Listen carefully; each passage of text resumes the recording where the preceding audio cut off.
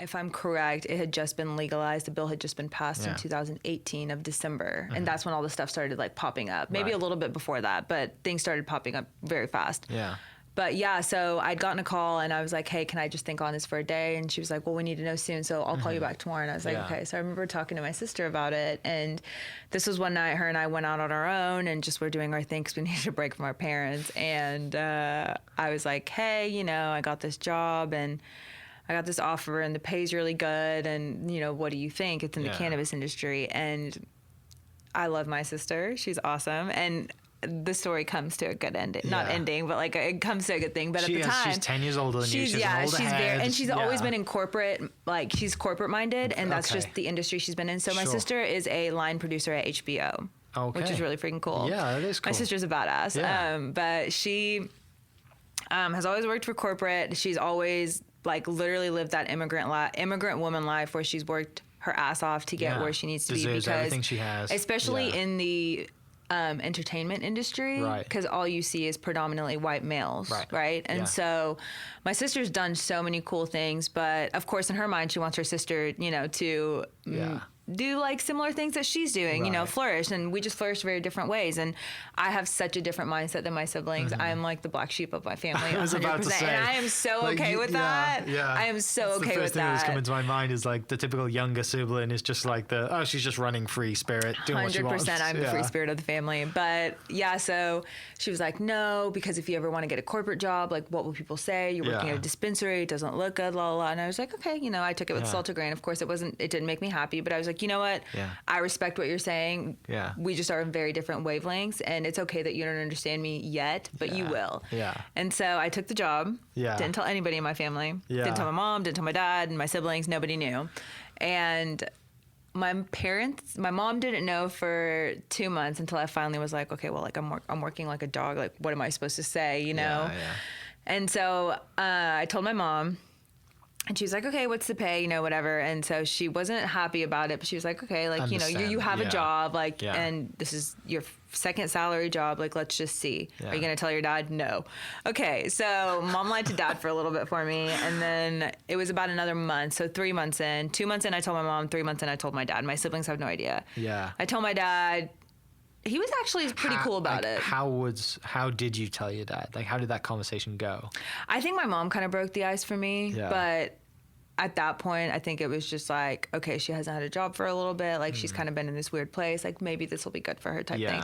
And here's the thing is, for them and for a lot of immigrant parents, it's just the idea of getting high, but it's not that at all. You can still use cannabis without having any psychoactive properties or feel anything.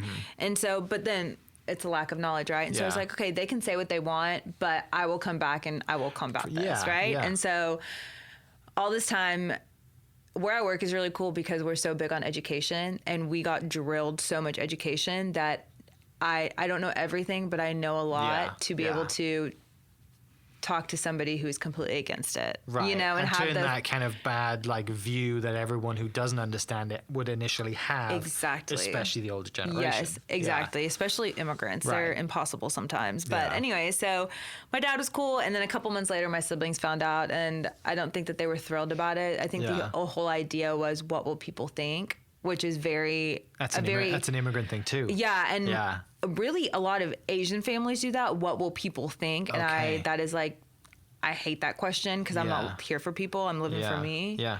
And people need to worry about their own kids, you know. But it's a very immigrant thing.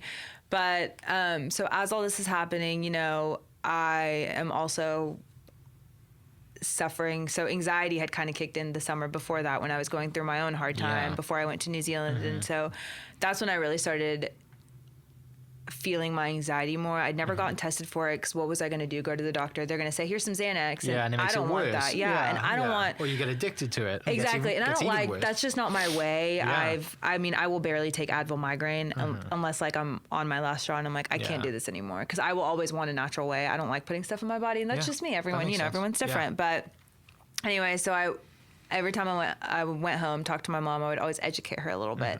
This is what this did for me. This is how I'm doing this, you know, like, and so as that happened, I slowly started opening up about my consumption. And, you know, I use it for my migraines and I use it for my anxiety, because anxiety doesn't knock on the door and say, hey, I'm here. She just shows up, you know? And so, and sometimes you don't even notice what it is because you're working so hard, or it just kind of comes in around a bunch of other things and you don't realize what it is because it's kind of masked by different things. Exactly. And that literally was this whole week for me. This whole last week was nothing but anxiety. This is like the only day I felt normal this week, which is good. It's been good. But so started opening up about that. And I mean, we still would have conversations, and this is up until like last December. You know, you need to find a better job. Like you know, is this what you really want to do? La la la. And I don't think my parents understood until they met my bosses. Okay. How amazing they are. That it really clicked for them.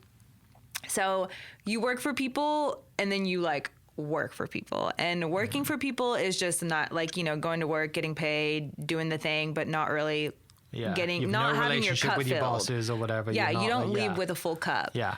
I work for people who, first of all, like, let me have as much of their baby as they do, because they trust me with their baby, you know, like, it's really cool getting to grow with them, and there's so much mentorship that comes with it. There's so much they've poured into us, and that in itself, I feel like my parents saw a huge change with. So after they met Brandon, they haven't met Megan yet, but they met Brandon, who's also a chiropractor. And so after they did that, it clicked. And so my mom's been going to see Brandon. She's been getting adjusted for like 4 months now. And for the last 4 months, it's finally clicked a little bit more. And so it kind of goes full circle, right? Like, it does. Chiropractic's pretty holistic and natural. And she's been going, and she sees the benefits that he's been, like, you know, giving her and helping her with. And then you throw a little bit of cannabis in there. And so she's had some, actually, like supplements, prime example, whatever, So my parents actually got into a really, not a bad, but it was a pretty decent car accident. They're a lot older. My grandma's in her 90s. It was my dad. This is a reoccurring theme, right? Yeah.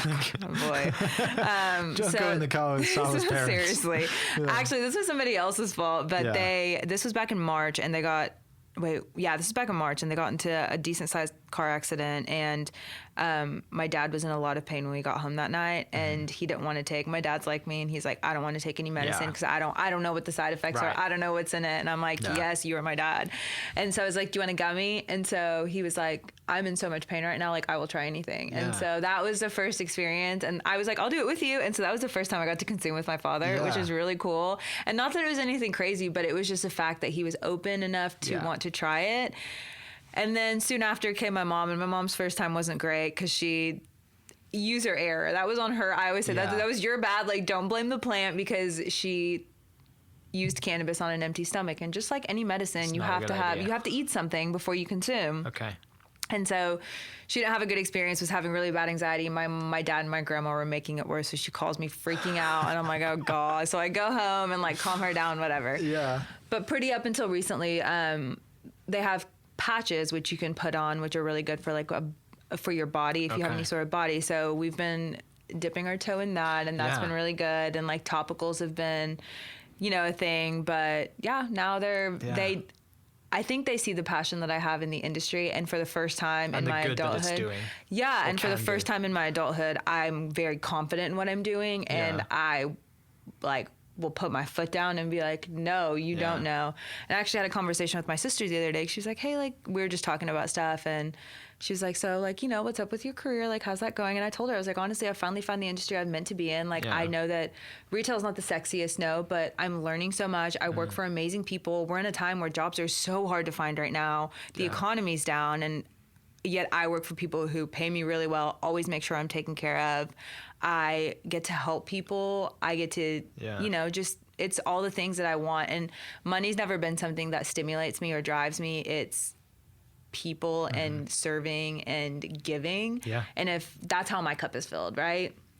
And so none of that was happening before with tech or anything like that. And so I even told her that. I was like, you know, I thought that was going to be my thing for a long time, and I chased it for so long. And then now I like, I still love to do it, and it still ties in with what I'm doing, which is cool, but it's not my thing. Like, cannabis is my thing, and I am where I'm meant to be now, which is really cool. And coming from like tech, it's like tech is known for being like a lonely, dark, kind of not a good mental space, right? Especially if you're in it a lot and you're in your room and you're building and you're doing coding or whatever. It's like, it's a lonely place and no human interaction. You might be interacting with people across the world via tech, but it's not that human interaction. And there's a lot of bad things out there about tech and you know, there's mental issues and mental health. But when you come from that side and you understand what you do, I'm sure you have, like I said, you have all your friends from Apple that help out and that understand the cannabis side of things now, and you're able to help those as well. Like, it's a really good mix. It's honestly, it's really cool. So I have I'll have a lot of people just randomly hit me up and be like, hey Sabah, like